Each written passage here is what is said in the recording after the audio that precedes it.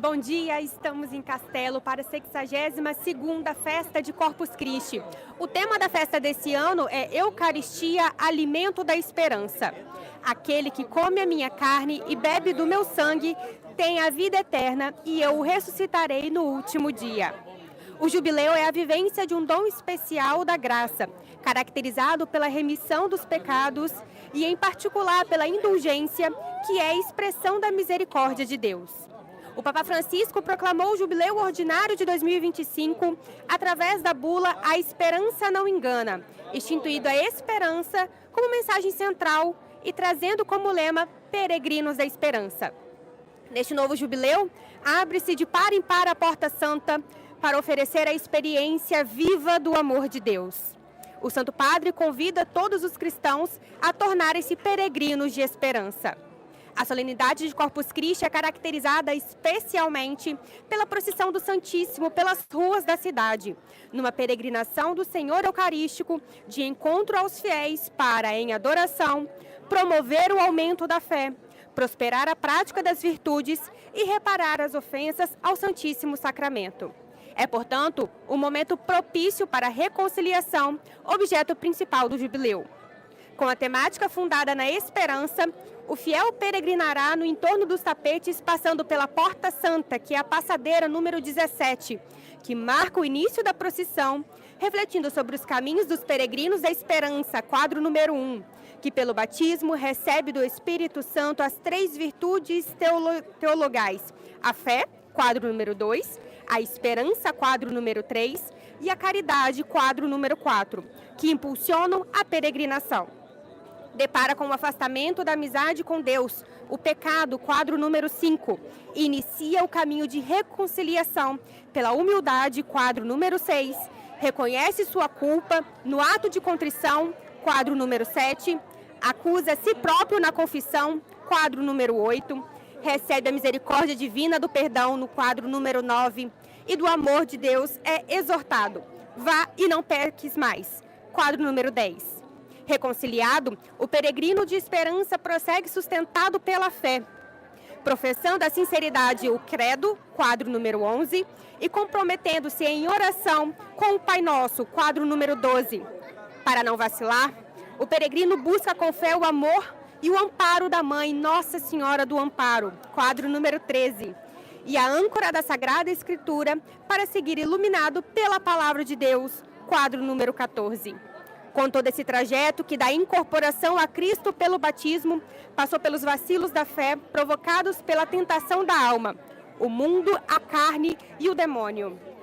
Vivenciou a reconciliação pelo arrependimento e buscou o sustento da fé, o amparo da Mãe de Deus e a luz na Palavra de Deus. Há agora um alcance do objeto maior, o encontro pessoal com Jesus Cristo nos 7 sacramentos, quadro número 15. E no próximo, quem é o meu próximo? Quadro número 16. Jubiloso, o peregrino se extasia em esperança na Eucaristia, alimento da esperança, quadro 17. Vem acompanhar conosco a festa e vamos agora conhecer os quadros e passadeiras. Nós vamos iniciar aqui pelo portal que traz o tema Eucaristia, Alimento da Esperança, pelo Jubileu Ordinário do ano de 2025. Eu sou a porta, quem entrar por mim será salvo. Vamos andar para acompanhar agora os tapetes.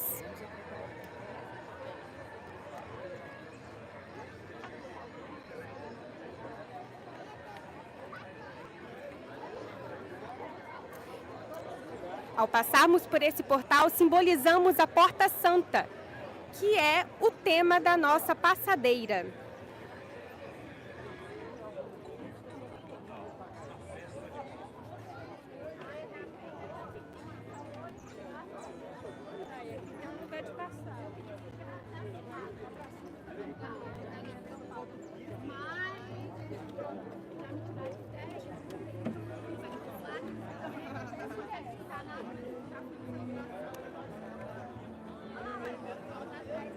A Porta Santa, experiência viva do amor de Deus. Aqui vemos representada pela Basílica de São Pedro no tapete. Neste novo jubileu, abre-se de par em par a Porta Santa, para oferecer a experiência viva do amor de Deus. O Santo Padre convida todos os cristãos a tornarem-se peregrinos de esperança.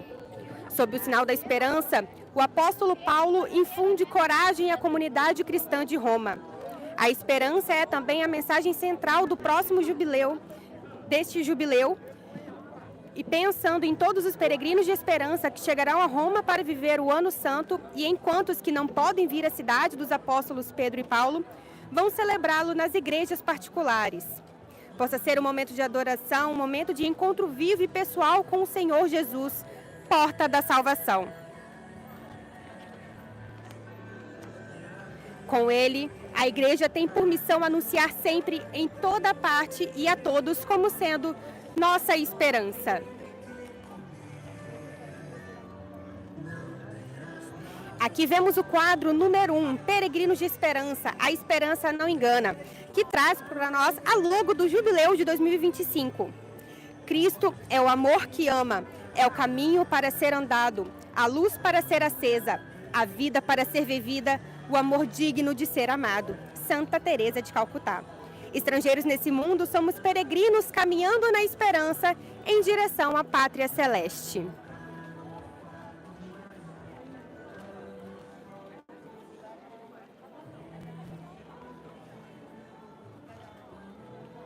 Agora, acompanhando a passadeira do primeiro quadro, que nós vemos o uso de materiais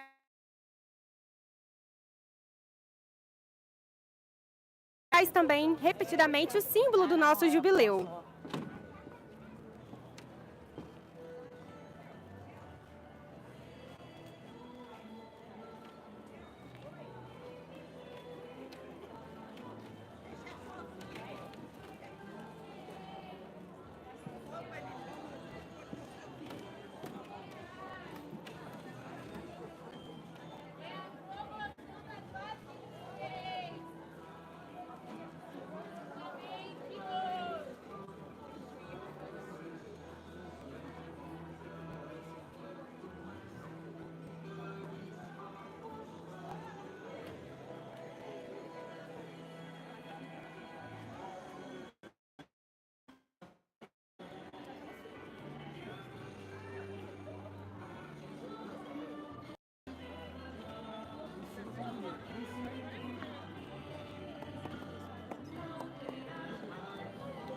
Pelo caminho, nós vemos que a cidade inteira se preparou, organizou as fachadas, ornamentou para que após a celebração das 16 horas, na missa campal, Cristo Eucarístico possa passar pelas ruas abençoando a nossa cidade.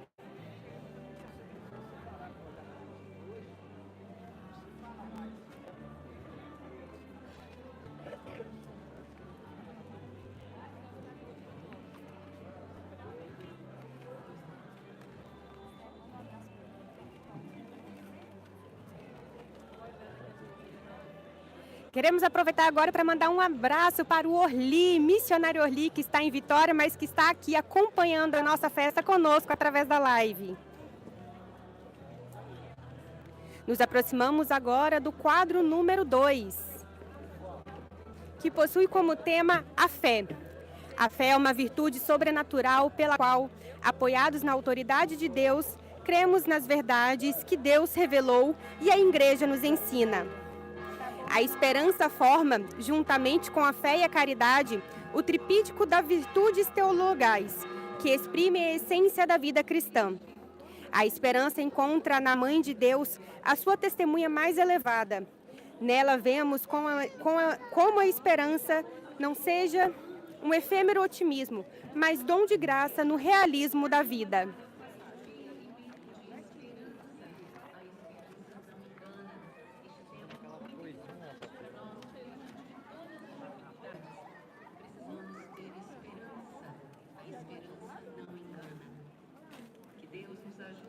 Maria é nosso exemplo maior de fé. Então, juntos, rezemos. Dai, ó Mãe, a nossa fé. Abri o nosso caminho à palavra para reconhecermos a voz de Deus e a sua chamada. Despertai em nós o desejo de seguir os seus passos, saindo da nossa terra e acolhendo a sua promessa. Ajudai-nos a deixar-nos tocar pelo seu amor, para podermos tocá-lo com a fé. Ajudai-nos a confiar-nos plenamente a Ele, a crer no seu amor, sobretudo nos momentos de tribulação e cruz, quando a nossa fé é chamada a amadurecer. Semeai na nossa fé a alegria do ressuscitado. Recordai-nos que quem crê nunca está sozinho. Ensinai-nos a ver com os olhos de Jesus, para que Ele seja a luz no nosso caminho.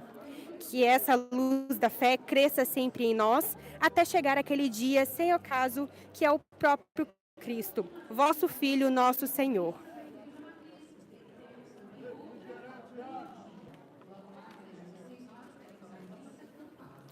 Aqui também, ao lado desse quadro, nós vemos uma família que preparou um oratório para quando o nosso Senhor passar.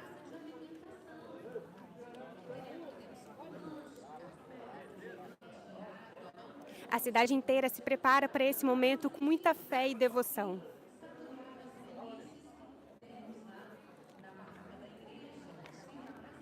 Já estou dentro da igreja já. Já estou chegando na delegacia.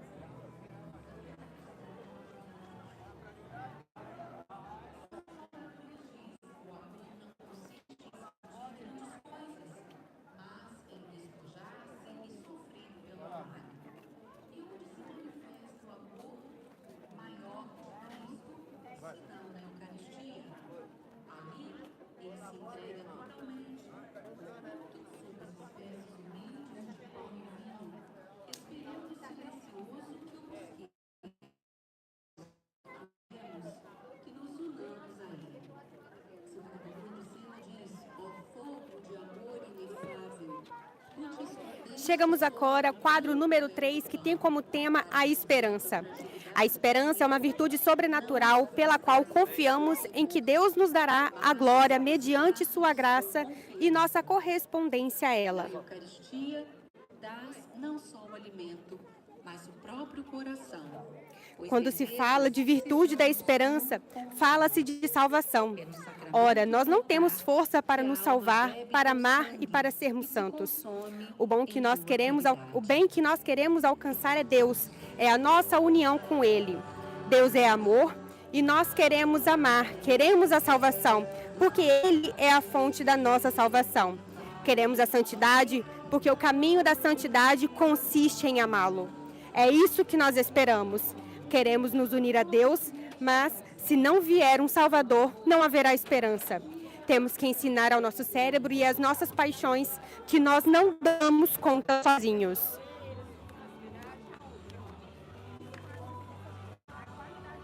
Na verdade, para começar a esperar em Deus, é preciso desesperar de si. Ou seja, para que surja a virtude da esperança, muitas vezes é necessário fazer com que nossas ilusões naufraguem.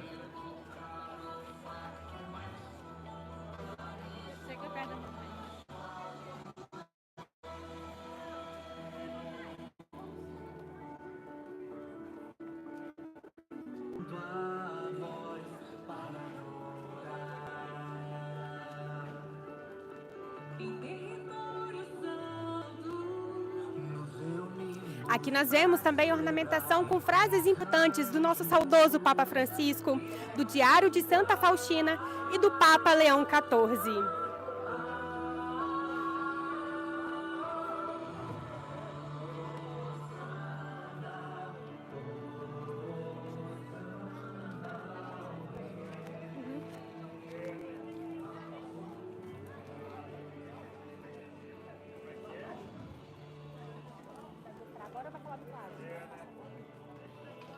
Vemos agora os tapetes preparados pelos alunos da Escola Municipal Abigail.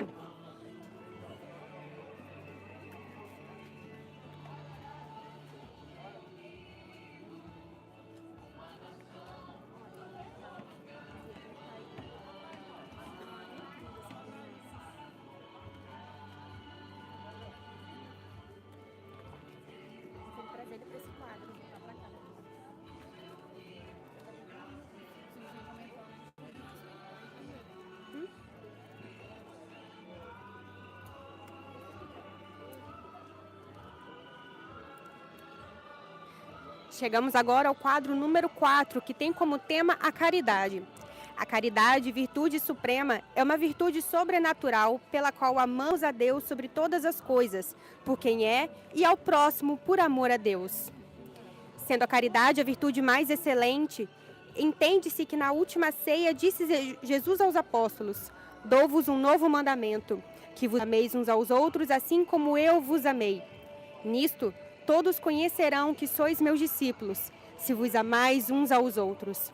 O mandamento novo assinala a medida com a qual devemos amar aos demais, assim como Cristo nos amou. Os mandamentos da lei de Deus resumem-se em 2: amar a Deus sobre todas as coisas e ao próximo como a nós mesmos. O amor, portanto, é a perfeição da lei.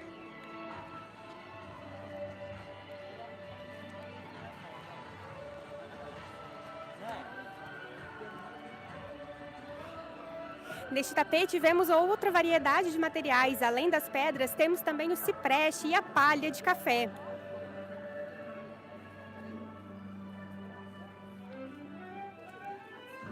Esses materiais exalam um cheiro que é único de Corpus Christi, que somente realmente quem consegue vir aqui entende e sente.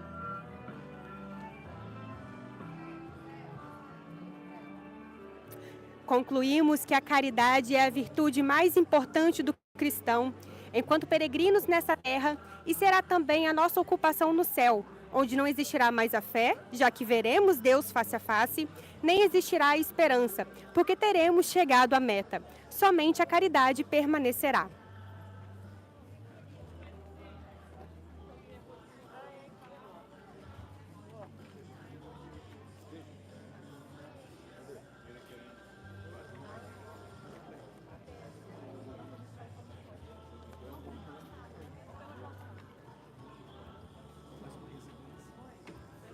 Aqui vemos mais uma residência que está ornamentada para quando chegar a hora de Jesus Eucarístico passar pelas nossas ruas.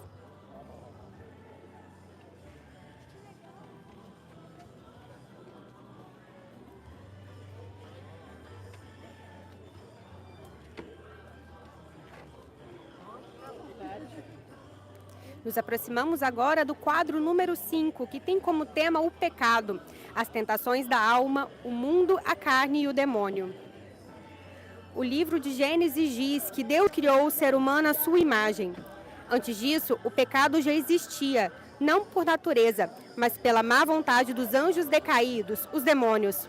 Foram eles quem, por inveja, se aproximaram do primeiro homem para tentá-lo. Até então, Deus o havia colocado em um jardim de benesses, com múltiplas possibilidades de árvores e animais para comer, e inúmeras coisas para fazer, tendo proibido apenas uma coisa: podes comer de todas as árvores do jardim, mas da árvore do conhecimento do bem e do mal não deves comer, porque no dia em que dela comeres, com certeza morrerás.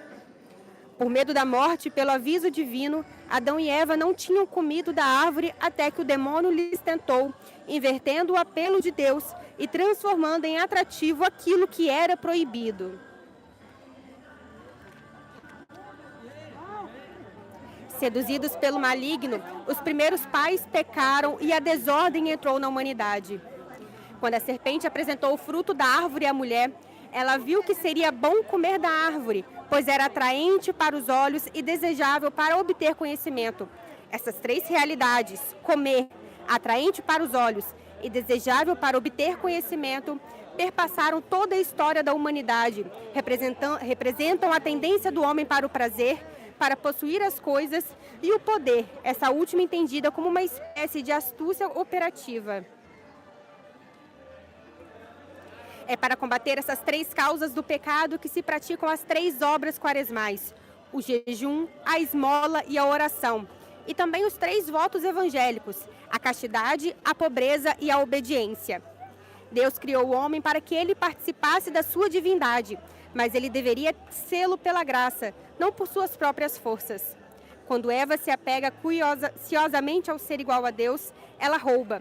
As suas mãos se fecham para pegar para si. As mãos de Cristo são o contrário das mãos de Eva. Elas se abrem para dar. Enquanto Eva quis, Cristo tudo entregou. Enquanto as mãos de Eva se voltam ao lenho para pegar, as de Cristo se deixam pregar ao lenho da cruz para dar. Da primeira árvore nos vem a desgraça e a morte. Da segunda, a graça e a vida, a nossa salvação.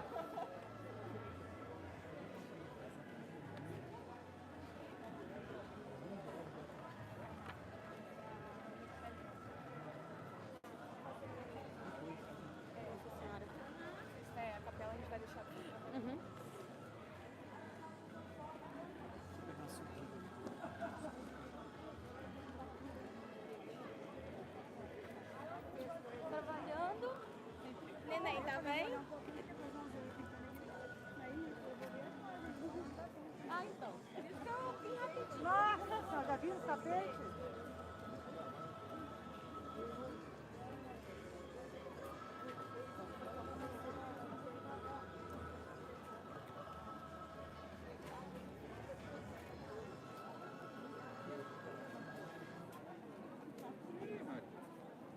Ei, Matheus, vem na calçada.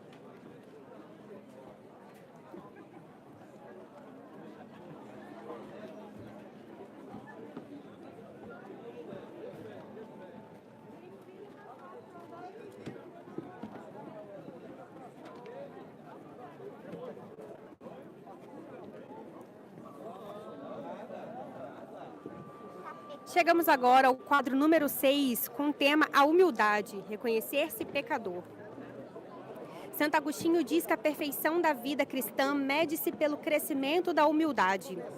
A razão disso é que não é possível um verdadeiro crescimento, nem mesmo nas virtudes teologais da fé, esperança e caridade, sem abraçar a virtude da humildade. A virtude da humildade, no fundo, crava os nossos pés no chão da realidade em relação àquilo que somos, isto é, nos faz enxergar nossa miséria.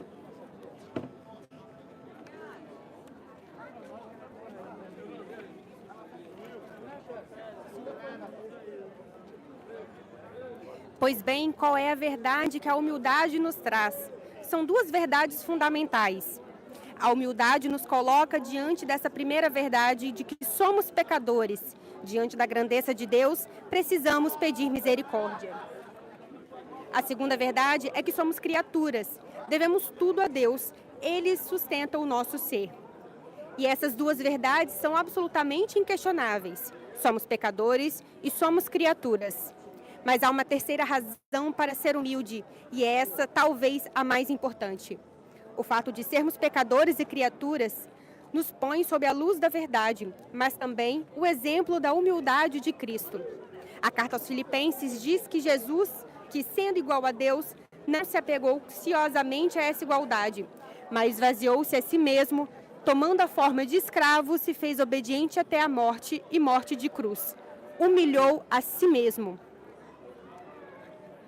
Ora, se ele, por amor a mim, se humilhou, ao contemplar a humildade de Jesus, eu também quero me humilhar por ele.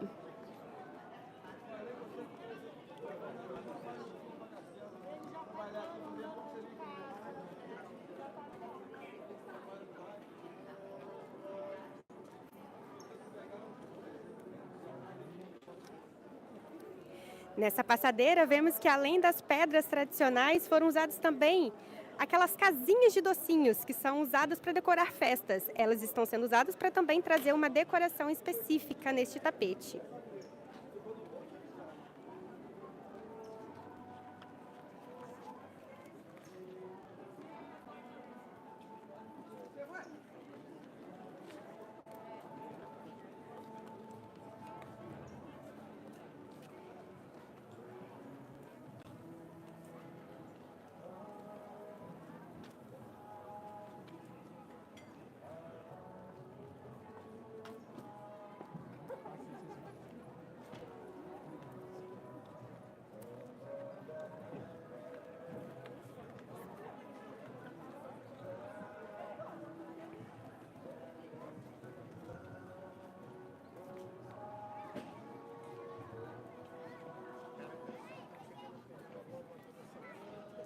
Chegamos agora ao quadro número 7, que tem o tema A Contrição, o arrependimento. A contrição ou arrependimento exigido pela Igreja e pela própria natureza do sacramento da penitência não é um movimento do apetite sensitivo, mas um ato da vontade. O Concílio de Trento define a contrição como certa dor de alma e detestação ao pecado cometido com o propósito de não mais pecar.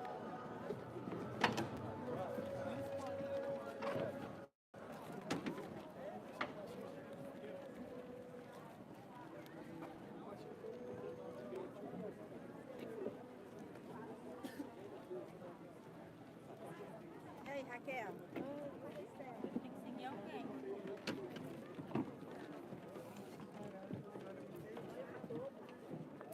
A contrição não exige, para ser sincera, nenhum tipo de afeto ou de manifestação sensível, como lágrimas, soluços, etc. Basta um ato ilícito da vontade pelo qual o pecador, reconhecendo o mal que é o pecado, o deteste de tal modo que esteja disposto a reparar os danos por ele causados e evitá-lo de agora em diante. É necessário, não obstante, que a constrição seja sobrenatural, isso é, que se realize não apenas sob o influxo da graça atual, mas que preceda de algum motivo referente a Deus, ainda que imperfeitamente. O que isso significa?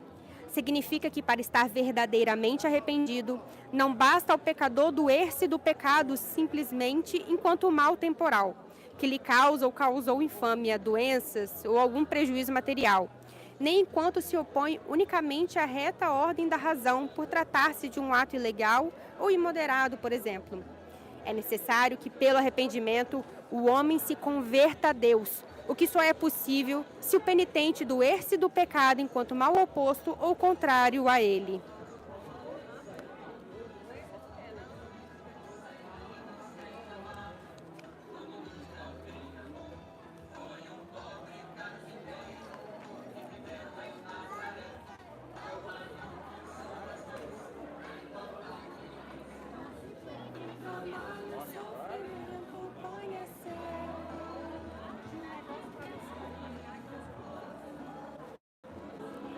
Chegamos agora ao quadro número 8, com o tema A Confissão. Apesar de tantas graças, o ser humano é débil, pode pecar e carrega consigo as misérias do pecado. Cristo quis que na igreja existisse um remédio para essas necessidades e nós podemos encontrá-la nos sacramentos da penitência e da unção dos enfermos, chamados de cura, porque curam a debilidade e perdoam os pecados. Não existe possibilidade de salvação sem o arrependimento dos pecados, que é absolutamente necessário para que aquele que ofendeu a Deus, é o que nos diz o nosso Senhor Jesus Cristo: se não fizerdes penitência, todos igualmente perecereis.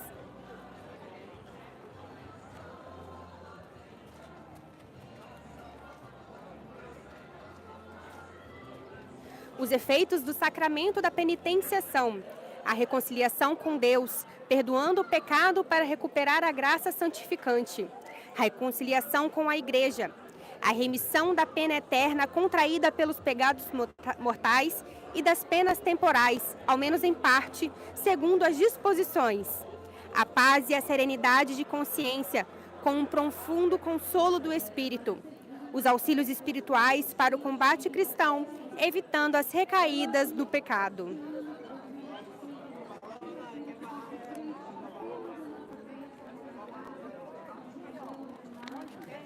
A Praça do Perdão. Exatamente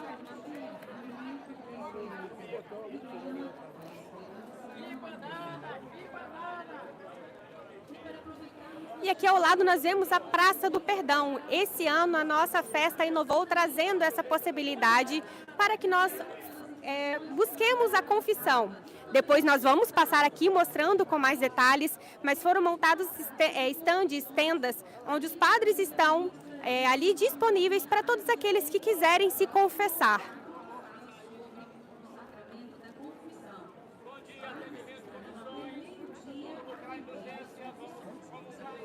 É importante lembrarmos também que a confissão é uma das etapas importantes para obtermos a indulgência neste ano jubilar. Então, se você está aqui em Castelo, aproveite, venha na Praça do Perdão e faça sua confissão.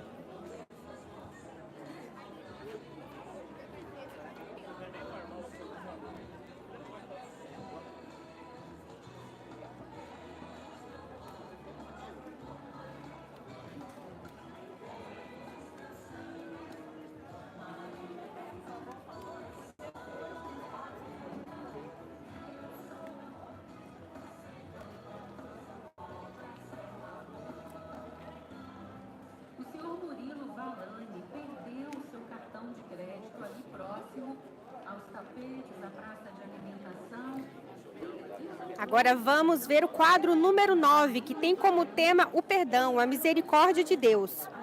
O Pai das Misericórdias é a fonte de todo o perdão. Ele realiza a reconciliação dos pecadores pela Páscoa do seu Filho e pelo dom do seu Espírito, através da oração e do ministério da Igreja.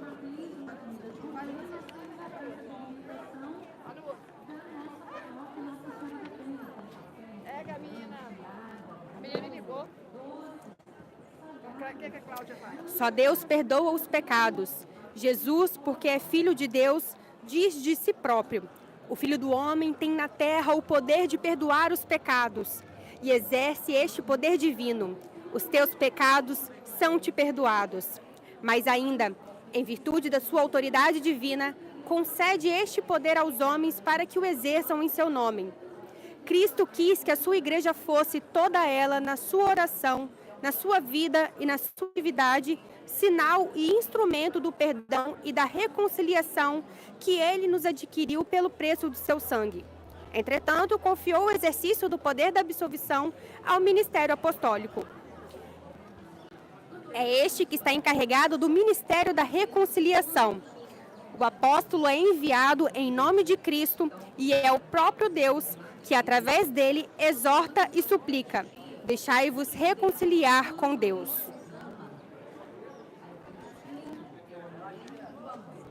Quanto mais comungarmos, mais cresceremos no amor a Cristo e aos irmãos. Nessa passadeira, vemos também o uso de materiais da palha, das pedras em tamanhos diferentes, do cepilho, da borracha de pneu, do cipreste, que, é claro, a gente vê o cipreste, a gente já fica logo ansioso para chegar perto e sentir esse aroma maravilhoso que ele exala.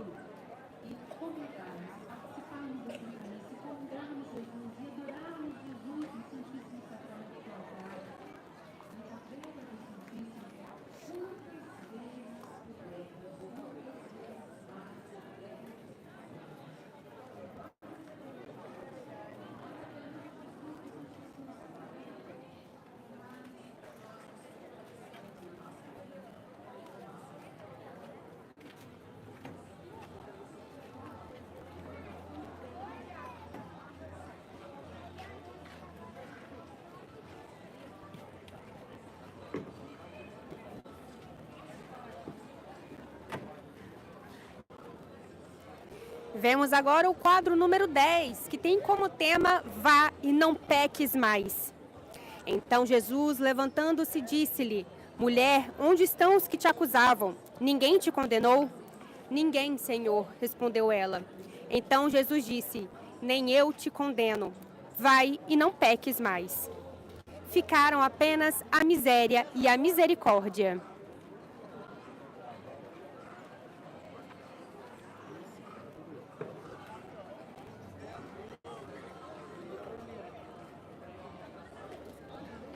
Cristo não condena a mulher, mas ao despedi-la diz: vai e não peques mais.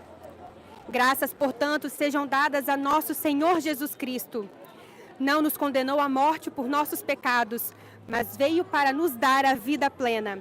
Veio libertar-nos não da morte do corpo, como fez com a adúltera, mas da morte da alma, que é a pior de todas. Não bastava que fosse poupada das pedras deste mundo. Aquela mulher precisava ser livre também da condenação eterna. Hoje o Senhor também diz a nós: vai e não peques mais.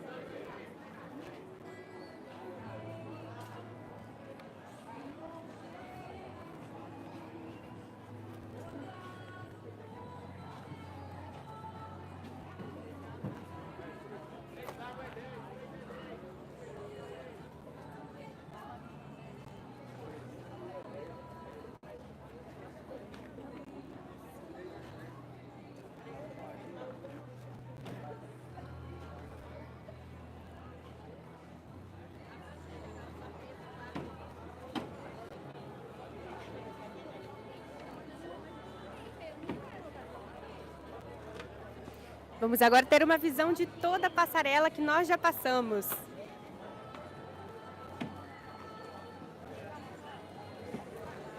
Quadro número 11, a profissão de fé, o credo. Eu creio, nós cremos. A resposta do homem é Deus.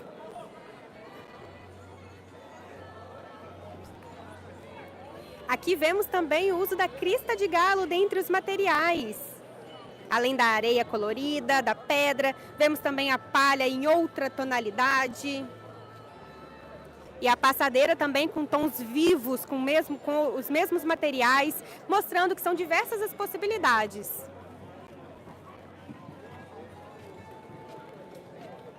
Pela sua revelação, Deus invisível, na riqueza do seu amor, fala aos homens como amigos e convive com eles, para nos convidar e admitir a comunhão com Ele. A resposta adequada a este convite é a fé. Pela fé, o homem submete completamente a Deus a inteligência e a vontade. Com todo o seu ser, o homem dá assentimento a Deus revelador. A Sagrada Escritura chama a obediência da fé a essa resposta do homem a Deus revelador.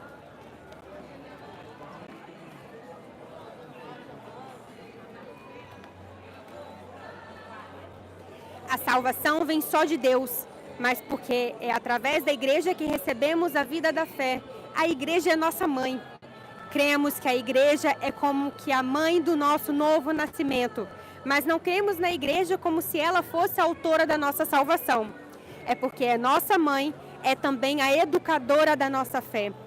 Esta fé que recebemos da igreja, guardamos-la cuidadosamente, porque sem cessar, sob a ação do Espírito Santo, tal como um depósito de grande valor encerrado num vaso excelente, ela rejuvenesce e faz rejuvenescer o próprio vaso que a contém.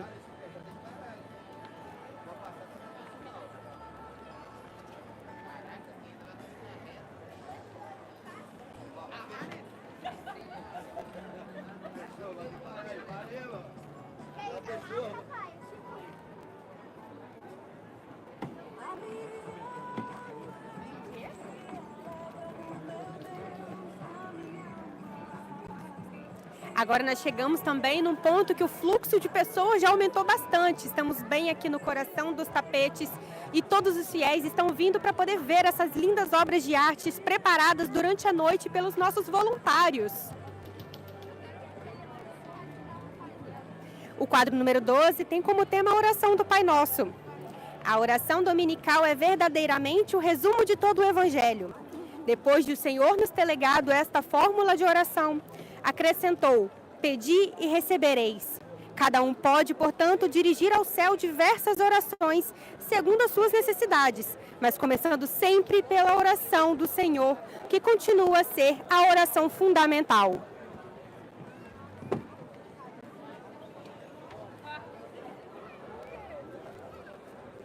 A oração dominical é a mais perfeita das orações. Nela, não só pedimos tudo quanto podemos retamente desejar, mas também segundo a ordem que convém desejá-lo. De modo que essa oração não só nos ensina a pedir, mas também plasma todos os nossos afetos. Rezemos então juntos a oração que o próprio Cristo nos ensinou. Pai nosso que estais nos céus, santificado seja o vosso nome. Venha a nós o vosso reino. Seja feita a vossa vontade, assim na terra como no céu. O pão nosso de cada dia nos dai hoje. Perdoai-nos as nossas ofensas, assim como nós perdoamos a quem nos tem ofendido. E não nos deixeis cair em tentação, mas livrai-nos do mal. Amém.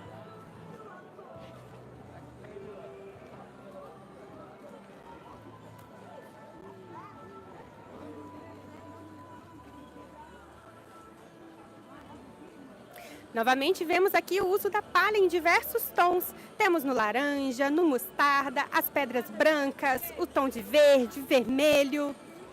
Mais um tapete muito lindo para honrar nosso Senhor Jesus Cristo através do Santíssimo Sacramento.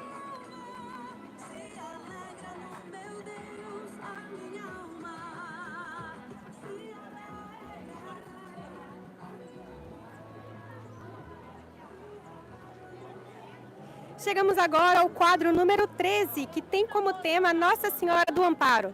Essa passadeira, inclusive, ela é muito especial, porque ela é de responsabilidade da infância e adolescência missionária. E as crianças, elas já desde cedo vêm servir, se voluntariam para honrar Nosso Senhor Jesus Cristo. Essa imagem, esse quadro, ele vai falar sobre Nossa Senhora do Amparo, pelos seus 400 anos das missões do Monte do Castelo.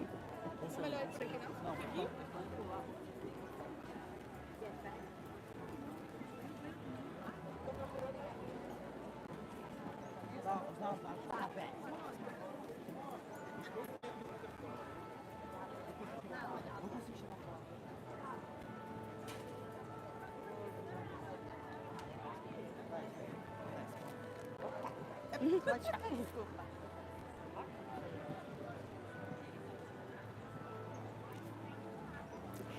Para não vacilar, o peregrino busca com fé e amor o amparo da mãe. Castelo conta na sua história a tradição da origem portuguesa das missões.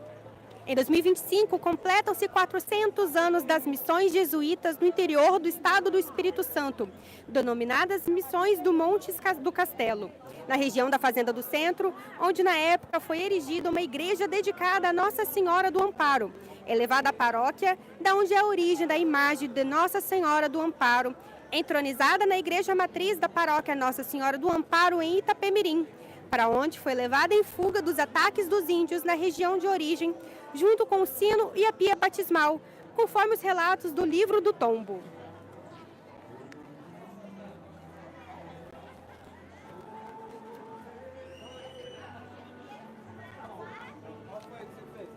O título de Nossa Senhora do Amparo é muito antigo. Remonta a Jesus pregado na cruz, quando entrega sua mãe Maria ao apóstolo João. Este representa todos nós cristãos. Na ocasião, Jesus disse a João: "Eis aí a tua mãe", confiando Santa Maria como mãe da humanidade para que ampare a todos.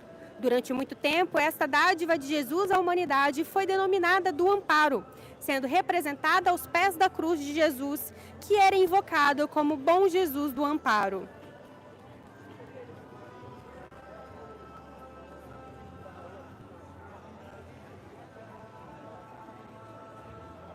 Façamos juntos a oração a Nossa Senhora do Amparo. Ó Dulcíssima Soberana do Amparo, bem sabemos que miseráveis pecadores não éramos dignos de vos invocar neste vale de lágrimas, mas sabemos também que a vossa grandeza não vos faz esquecer a nossa miséria e no meio de tanta glória, a vossa compaixão, longe de diminuir, aumenta cada vez mais para conosco. Do alto do trono em que reinais sobre todos os anjos e santos, volvei para nós os vossos olhos misericordiosos. Vede a quantas tempestades e perigos estamos sem cessar expostos, até o fim da nossa vida. Pelos merecimentos da fé, da confiança e da santa perseverança na amizade de Deus, pedimos que possamos um dia e beijar vossos pés e unir as nossas vozes às dos Espíritos Celestes para vos louvar e cantar as vossas glórias eternamente no céu. Ó Maria, concebida sem pecado, rogai por nós que recorremos a vós.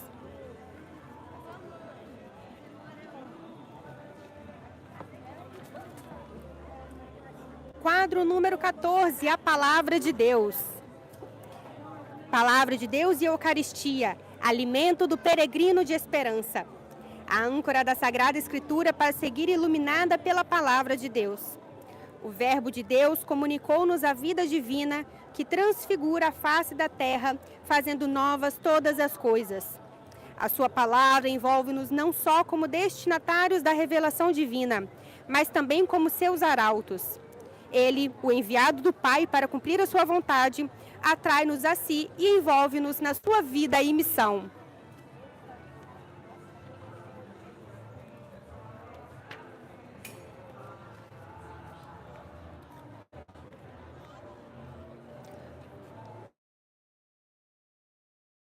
Esperança. O homem precisa da grande esperança para poder viver o seu próprio presente. A grande esperança